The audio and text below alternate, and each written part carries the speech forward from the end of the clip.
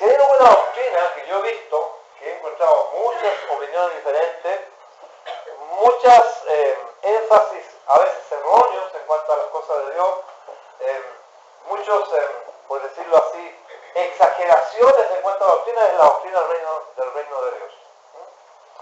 Así que vamos a tratar de dar definiciones muy sencillas, ¿ya? Para ver más o menos de qué se trata las parábolas, porque el Señor está comparando cosas y dice, el reino de Dios se parece, en este caso, como ya hemos visto, a un hombre que salió a sembrar la semilla. Más adelante el reino de Dios se parece a un hombre que sembró trigo y vino otro la noche que sembró cizaña. Más adelante el reino de Dios se parece a un hombre que sembró una semillita de mostaza, etcétera, etcétera, etcétera. Entonces, básico para nuestro estudio, si queremos estudiar seriamente las parábolas, y lo más importante, si queremos adquirir sabiduría, y lo más importante, si queremos que el Señor nos dé, pongamos en atención en algunos términos muy importantes para las parábolas. El primer término que tenemos que controlar es el reino de Dios o el reino de los cielos. Vamos a decir al principio que son dos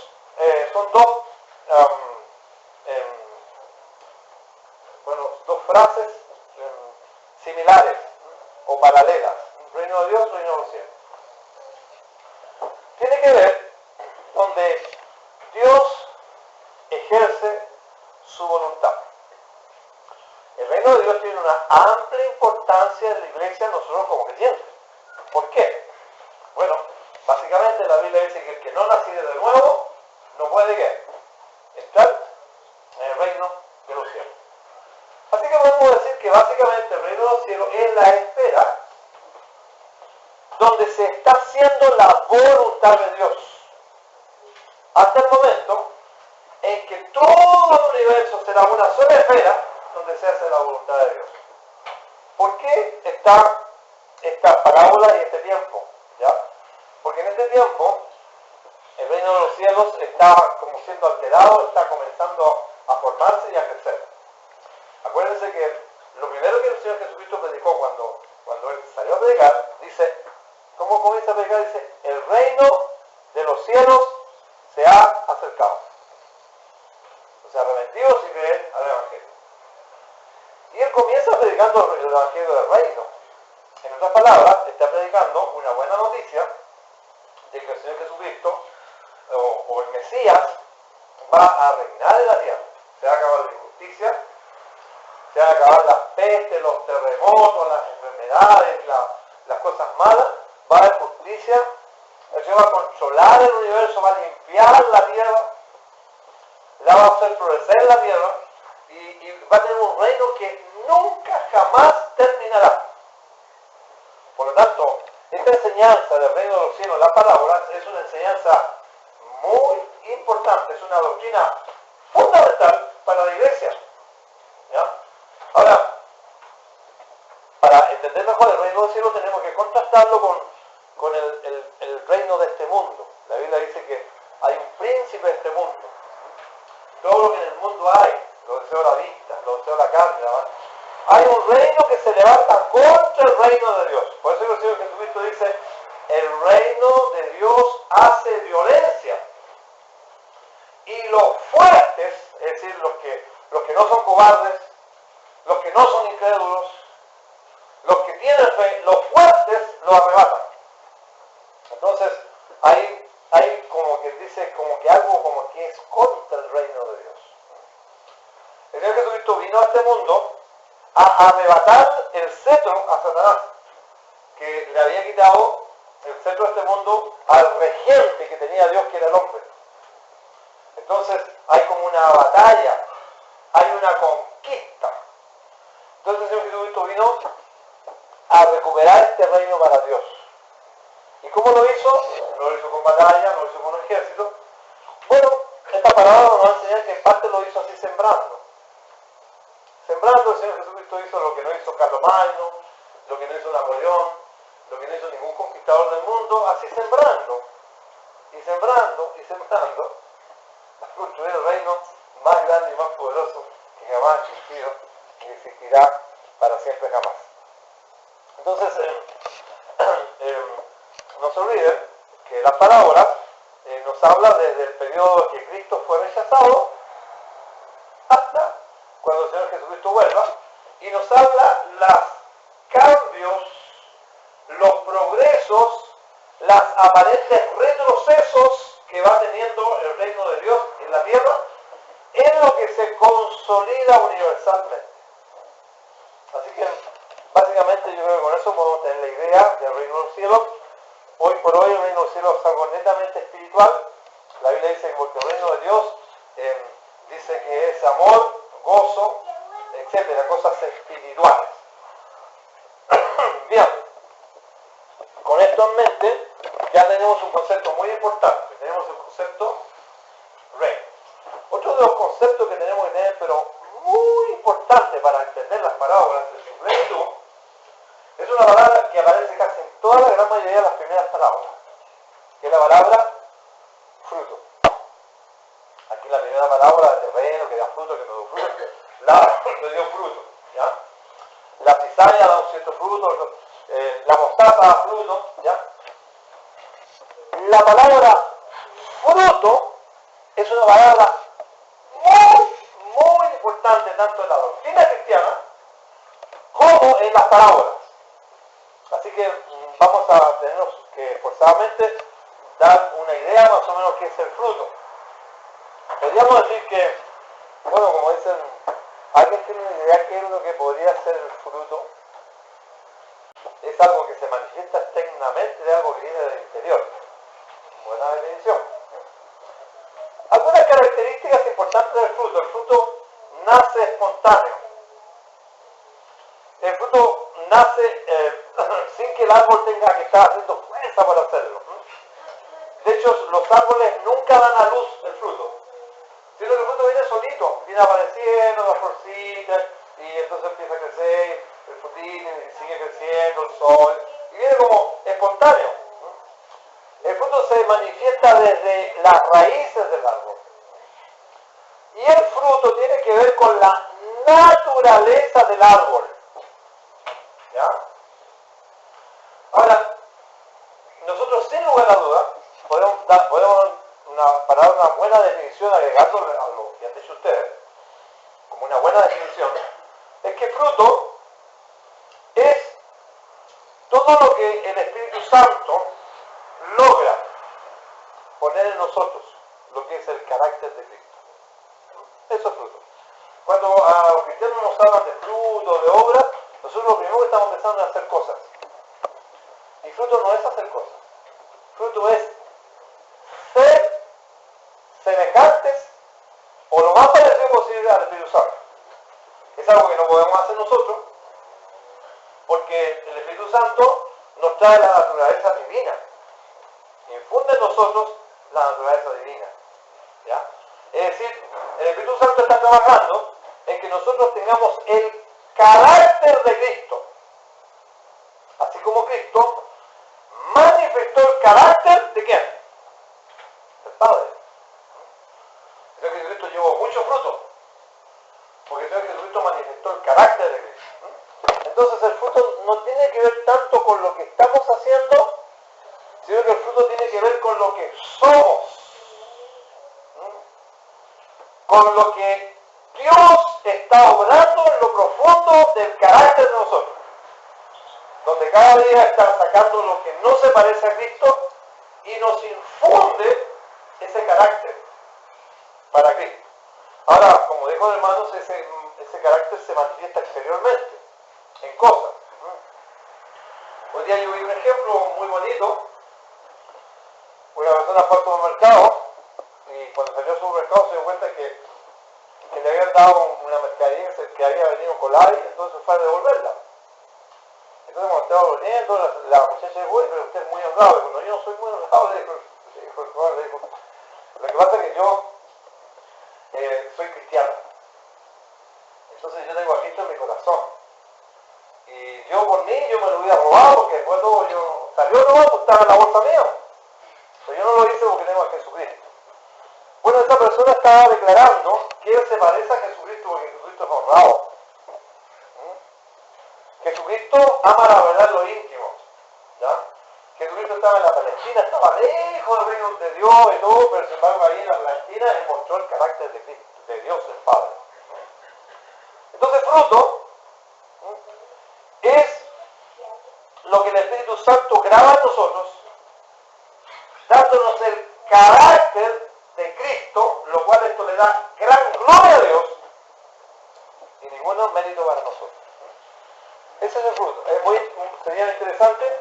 Hay un símil muy importante, así que quiero que lea por favor capítulo 15 del Evangelio según San Juan. Y esto es muy importante para que entendamos verdaderamente lo que están explicando estas parábolas, porque la palabra fruto aparece mucho. Capítulo 15 del versículo 1 del Evangelio según San Juan dice así. El Señor Jesucristo dice: yo soy la vid verdadera. En otras palabras dice: yo soy el árbol que da uvas. Llámenle barra, llámenle parrón, llámenle guiña, palo, matas de uva, como digan quieran, ¿ya?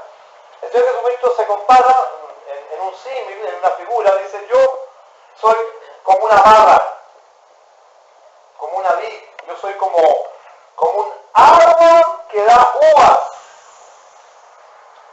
Ahora, si nosotros no viéramos, nosotros vamos a un mercado y compramos uvas y las comemos, y nos dicen: ¿de dónde salieron estas? Nosotros decimos: estas han salido de la parra. Y sabemos cómo es la parra. Porque la naturaleza que viene en la parra, desde las raíces, está comprobada en la uva. De la misma manera, el Señor Jesucristo dice: yo soy la vid verdadera, mi Padre es el labrador.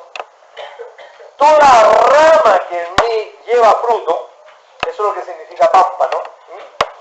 Todo pámpano que en mí lleva fruto, el fruto lo quitará. Pero todo pámpano que en mí no lleva fruto, lo quitará. O sea, alguien que no tiene fruto, no da fruto porque no es cristiano, porque no es creyente, porque no tiene a Jesucristo y porque no se parece a Jesucristo en absoluto. Porque no está unido con Cristo como está un cristiano cuando lo recibe. Entonces eso, todo pámpano que en mí no lleva fruto, lo quitará. Y todo aquel que lleva fruto, lo limpiará para que lleve más fruto. Entonces aquí habla de fruto y habla de más fruto. Es decir, ¿quién es el que da fruto? Es una persona que manifiesta lo que manifiesta el árbol. ¿Quién es el árbol? Cristo. La rama es parte del árbol. Y la misma savia que pasa por el árbol, que viene de las raíces de la parra o de la vid, es la que pasa a la rama. Es decir, él está diciendo, un creyente para que dé fruto tiene que tener una unión vital con Jesucristo. Por eso que el 1 Corintios dice que nosotros somos el espíritu uno con Cristo, estamos unidos. Nosotros recibimos a Cristo en nuestros corazones cuando nos convertimos. Y esa vida de Cristo comienza a dar savia a nosotros. Y como la savia, cuando llega ¿cómo se llama? Cuando pasa el otoño y se caen las hojas, quedan algunas hojas todavía pegadas, esa savia remueve y bota todas las hojas antiguas. Y comienza a dar nuevas hojas. De la misma manera, el verdadero creyente, por su unión con Cristo, Cristo comienza a influenciar nuestra vida por el Espíritu Santo, por su palabra. Y comenzamos a botar las hojas viejas, por decirlo así. Y Él comienza a implantar su naturaleza divina en nosotros. Por eso que dice que por medio de sus grandísimas promesas dice, somos hechos participantes de la naturaleza divina. Y el creyente comienza a amar como Dios puede amar, en la medida, por supuesto, de su humanidad. Y comienza a tener la fe que tenía Jesucristo, el gozo de Jesucristo, y la vida de Jesucristo está siendo impartida porque su carácter es el carácter de Cristo en cierta medida, y en cierta medida comienza a dar fruto. Como vamos a ver más adelante en la parábola, uno a 60, uno a 30, 60 y otro 100 por uno. ¿Ya? Entonces, dice el versículo, sigue el versículo diciendo, el 2, todo pámpano que en mí no lleva fruto lo quitará, y todo aquel que lleva fruto lo limpiará para que lleve más fruto.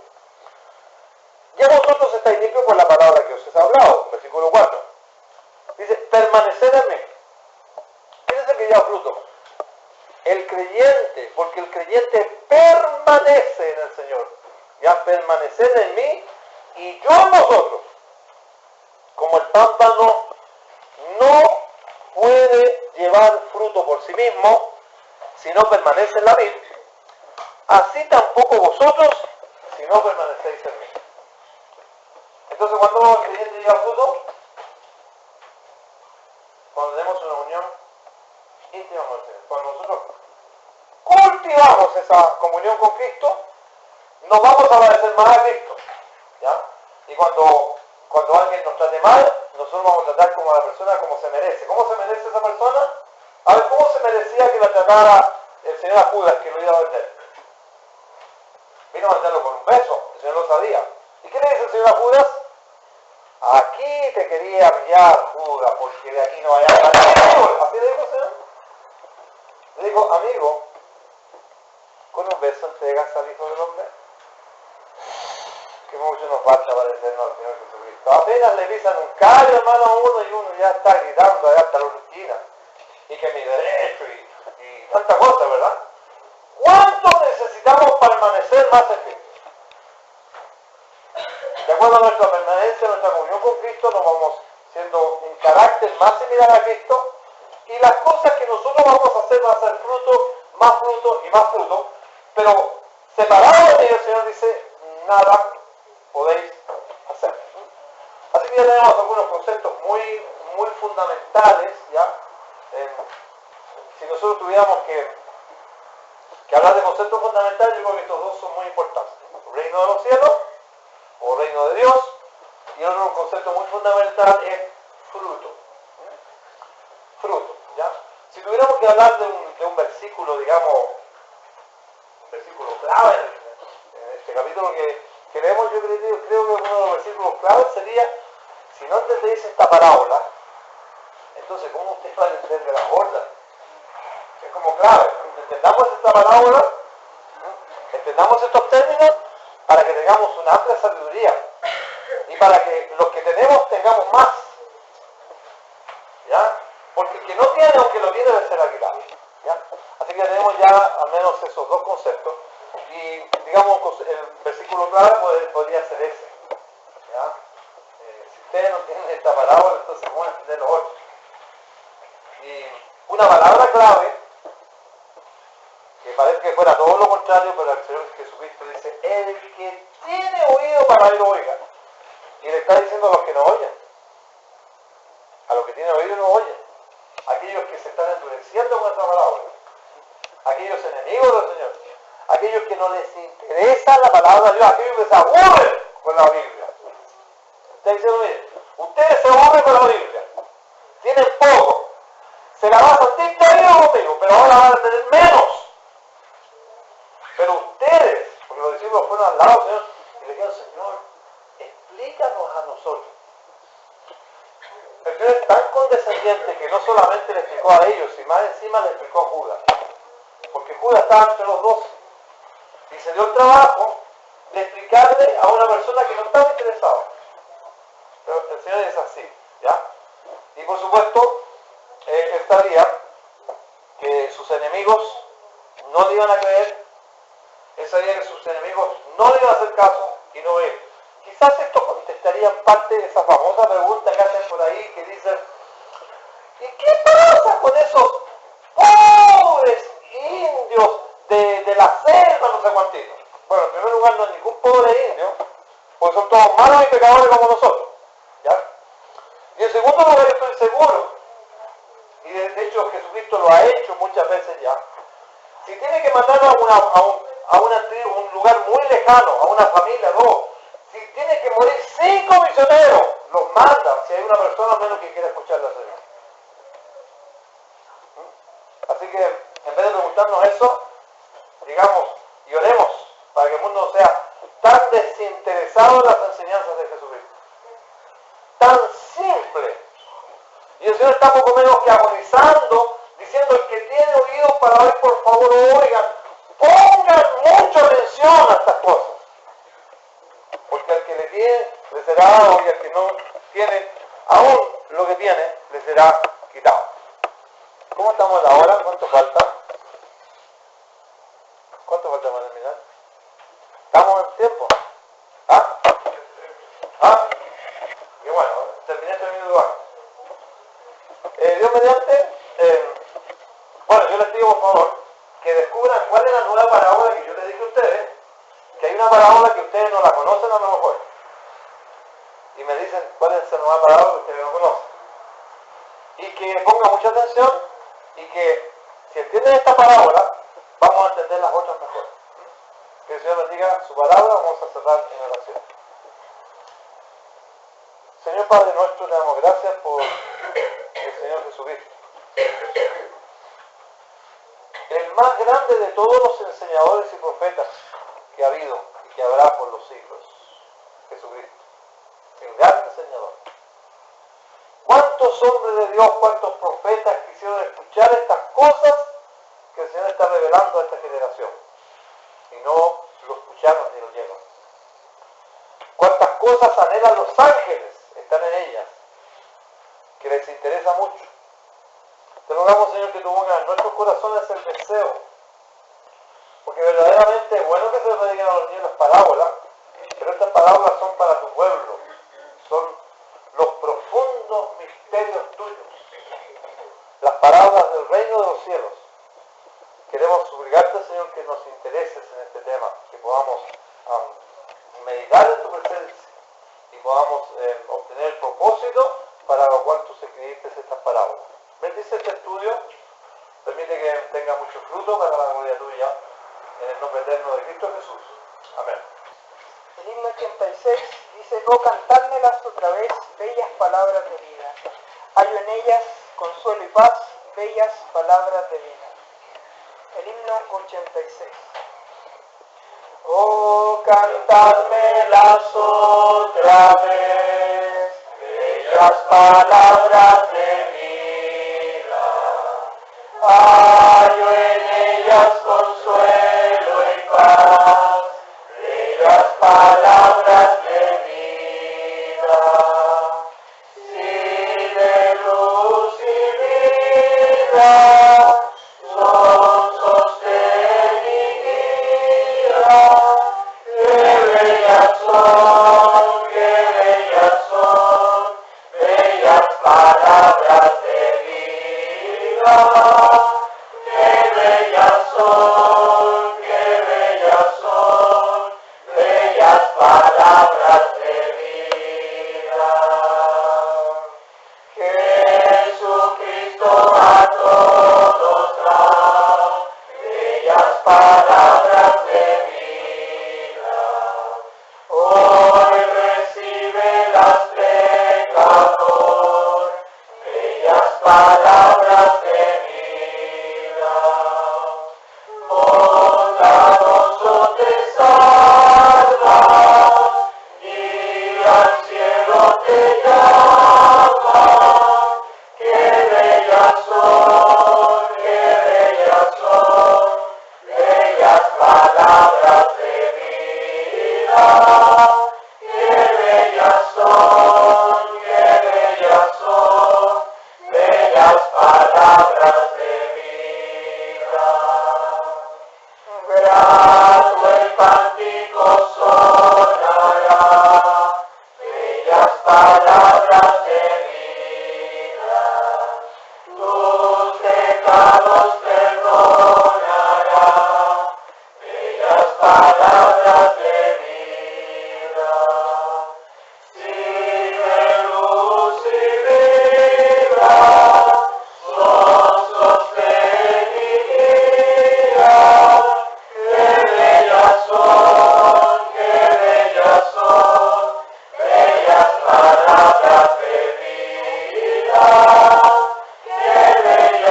Jehová.